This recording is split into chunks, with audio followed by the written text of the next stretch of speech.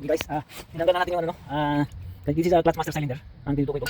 So as I said, papalitan natin ang bagong clutch master cylinder, and this is the new one that has been installed. So what we're gonna do now is we're gonna replace, or we're gonna change the clutch master cylinder here with the clutch pedal is intact here. So yeah, so on the previous video, tinanggal natin itong kanyang pedal, but this time we approach we have a new approach into it, no? Just like the shortcut method. So we're gonna insert like that, yeah, and then once it is in, we're gonna swing, so the lock here should be home in here, like that. So we're gonna insert it like that position, and then after, when it is inside here, the slide locking device, the ball bearing, the ball joint here should be locked on the plastic pin here, or plastic locking device, and then once it is secured, we're gonna clockwise to lock it down. So now we're gonna we're gonna do this now. So we just insert it directly, as we speak.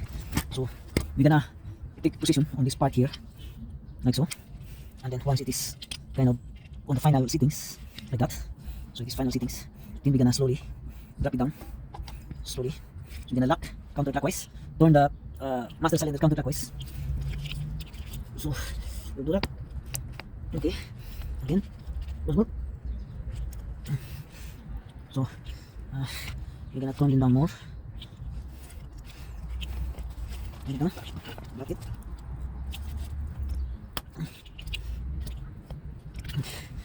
Yeah. So this is what I'm saying. It is home already here. This lock is home. So, yeah. So kind of. So once it is locked position, now we're gonna slide it down. Here. We're gonna push. This clutch master cylinder, we're gonna push. We're gonna push. Alalay lang sa pag-push, guys. Alalay lang. Push. We're gonna push it down. And then once it is in, so the locking device should be set to goes in here. So we're gonna push it down until it gets in, and then once it is in, push it down. That should be locked. So that's how you do it. That is locked already. Make sure that the lock here will not slip here.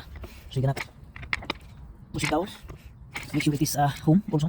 Like, see, after the lock, you have to hear the clicking sounds. And now, see that? See that in here?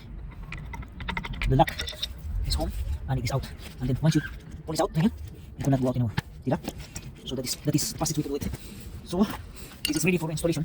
And then again, we're gonna remove this thing here, because later on it's very hard to kind of remove this part. And then once again, we're gonna, once it is in, we're gonna have to pull this thing out like that. And then this is the O-ring that was on the pipeline. We'll load it in here, and that's the inlet. So now we're gonna install this up now. So the reason why it is very hard to remove this thing, because the space inside on the firewall itself is kind of very tight. So this clutch master cylinder here, yeah, this is one of the reason why the clutch pedal won't come back up, because as you notice, guys, there have a leak, but very small leak. But the thing is, there is O-ring in here. Inside is an O-ring, and the O-ring, when the O-ring is worn, it will do some kind of internal bleeding. Like when I say internal bleeding, it will not coming outside from the pipe itself. It is just like a back pressure is the cause, because the O-ring is worn. When the O-ring is worn, so there is no pressure anymore to push the clutch pedal coming back up. So that's why this is the very very common issue on the Volkswagen. Okay, I don't know why they design this thing, this plastic thing. It has to be like metal or whatever. They have to redesign this type. So calling out the Volkswagen manufacturers, no? You have to some kind of develop this system here, because this thing here is an expensive clutch master cylinder, and it's very expensive to buy parts, and it's very expensive to replace. So when you have next time when you have trouble with this clutch master cylinder, you just contact me, find me on Facebook, or also I have a YouTube channel. Thank you for the support for my YouTube channel, guys. I receive monthly salary on my YouTube channel. So thanks for watching, thanks for the support. Okay, and then if you have some problem with your car, just PM me or notice me or text or call me maybe. So ang ibang, sorry for the other cars, ang iba binibigay ko na sa ibang mga mechanic dito, dahil talagang hindi ko na ma-accommodate yung iba, no, dahil lumalawak yung ating car fixing network sa text message, and then sa Facebook message as well, and then you're gonna have to find me on WhatsApp as well. I have also contact in WhatsApp, and they're calling me on the WhatsApp and message me whatever car problems. So like I said, we are very busy, guys, because I'm working also. So during my day off, I only do cars during my day off. So just be a little bit patient regarding looking for schedule, no? So yeah, back to the topic. Now we are successfully replacing successfully change the clutch master cylinder without dismantling the whole assembly. So that's how to do it, guys. Very quick tip for you on how to change the clutch master cylinder. And again, when you are changing, make sure that this one here is at home position, otherwise it will be like having a play, you know.